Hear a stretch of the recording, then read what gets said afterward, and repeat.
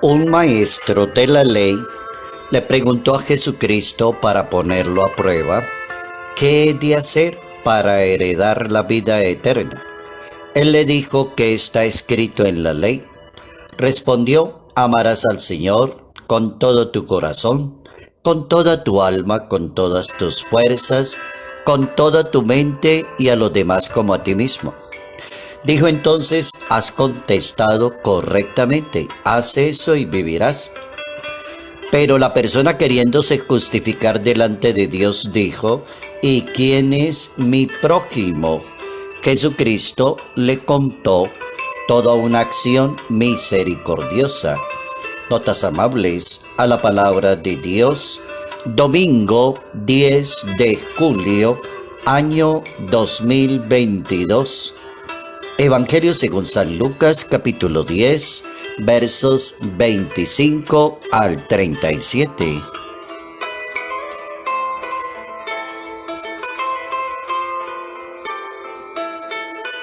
La fe funciona con la justicia y con la misericordia. Pueden existir, y de hecho existen, muchas formas de vivir la fe, desde la espiritualidad, desde la santidad de vida, desde la palabra, desde la misión, desde el buen ejemplo para una comunidad. ¿Cómo entender lo grande que es la fe, que es un don y es una gracia de Dios? Y funciona muy bien cuando la persona se preocupa de ser una persona de fe que practica la justicia y practica la caridad y la misericordia con las demás personas. Si alguna persona quisiera pensar si puede, tiene derecho a la vida eterna que promete Dios, la respuesta correcta sería exactamente esa. Amarás a Dios, amarás a los demás y te amarás a ti mismo. Vivirás tu fe con la justicia, con la misericordia, con la caridad. Entonces el asunto es de la fe. La fe no funciona separada de la justicia, de la caridad. Cuando logramos amar, entonces las distancias desaparecen. Cuando una persona se dedica a amar como la Biblia le pide a una persona creyente, amarás a Dios y amarás a los demás, tiene una ventaja sobre las demás personas, porque es difícilmente que una persona que ama a Dios y ama a los demás, y lo ama de verdad y lo cumple, es difícil que la persona entre en conflicto con la sociedad, que la persona critique, que la persona persiga, que la persona justicie, que la persona discrimine. No es muy posible para ese tipo de personas. Los prejuicios sociales se esfuman, por ejemplo, aparece la solidaridad, la justicia social. Cuando se trata entonces de pensar en la vida eterna, la respuesta no se deja esperar. En el capítulo 6, verso 5 del libro del Deuteronomio en la Santa Biblia, amarás a Dios. El libro del Levítico en la Biblia, capítulo 19, amarás a los demás. Una persona que es buen conocedora de la ley de Dios, comparte los mismos ideales en su fe.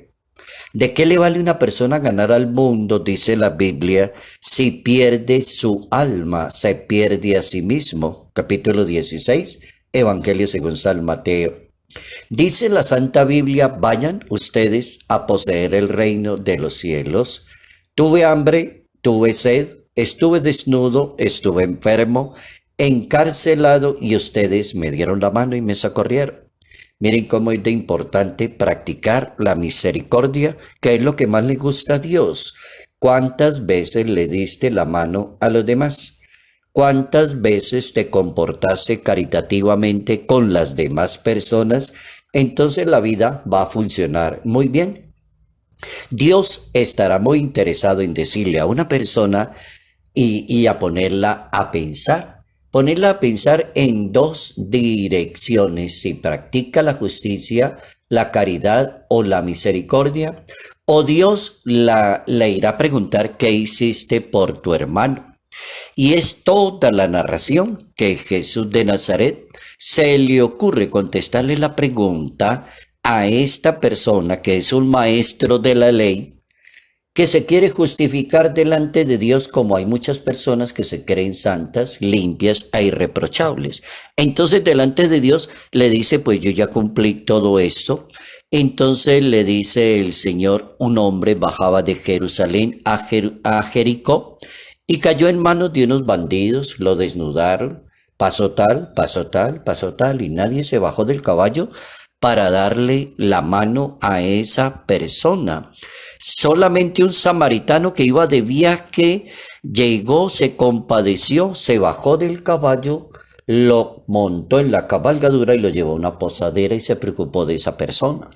Este es un ejemplo muy bueno de Jesús de Nazaret para ponernos a pensar qué tanto practicamos la caridad con los demás, qué tanto nos bajamos del caballo, qué tanto nos bajamos del orgullo, de la prepotencia y le damos la mano a los demás. Hay un salmo bien interesante en la Santa Biblia que es el Salmo 14.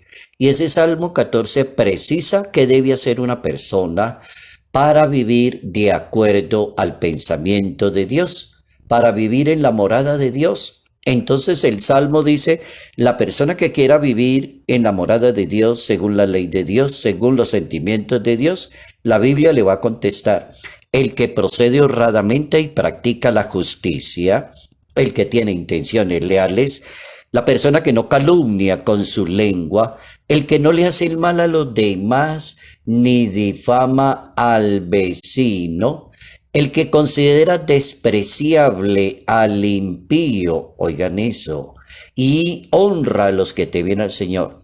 El que haga eso, el que no presta dinero a usura, el que no acepta sobornos, el que así haga su vida todos los días aquí en esta tierra, nunca fallará y se ganará la vida eterna. Se ganará el cariño de la sociedad, se ganará el respeto de los demás. El Papa emérito Benedicto XVI afirma en una carta encíclica que él mismo le tituló Espe Salvi, hablando sobre la esperanza cristiana. El Papa afirma que la vida eterna no es algo futurista, ni una meta ausente, sino que más bien dice el Papa que la prueba que hace posible la esperanza es que la vida eterna consiste en conocer a Dios. En eso consiste la vida eterna, hacer la voluntad de Dios, conocer muy bien la palabra de Dios, cumplir muy bien con la palabra de Dios. Bien interesante para una persona católica, creyente, que quiera saber con toda seguridad qué debo hacer para ganarme la vida eterna. ¿Qué debo hacer si yo quiero entender si mi fe funciona? Póngala a funcionar con la justicia, con la caridad, con la misericordia.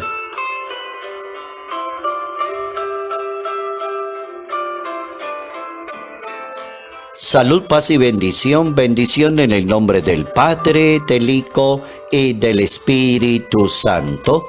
Padre Jairo Yater Ramírez, Arquidiócesis de Ibagué.